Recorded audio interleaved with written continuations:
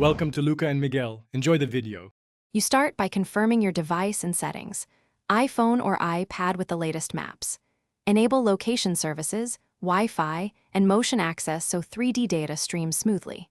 Once done, open Apple Maps and search the city or landmark you want. Tap the map, then use 2 fingers to pinch and drag upward into flyover or 3D perspective. You do this now because immediate 3D tiles load only when the app has network and sensor permission. It reduces glitches as you progress. Now you refine the view. Tilt with 2 fingers and rotate with a twist to achieve the angle that shows building height and street layout. Pinch to zoom in for finer geometry, and double tap with 2 fingers to zoom out quickly. Make sure you toggle 3D labels or HDR imagery in map settings for clearer textures and readable place names.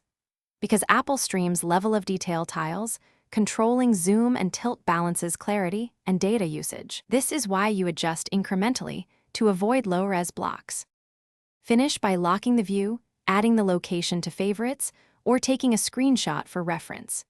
If 3D tiles fail to load or look blocky, toggle Wi-Fi or cellular, then relaunch Maps so tiles re-download. Clearing background apps helps too.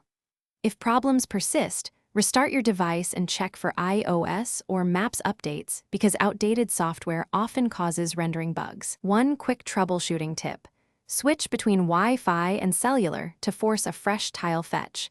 That usually resolves missing 3D detail. Thanks for watching and please subscribe. It's the best investment you'll ever make.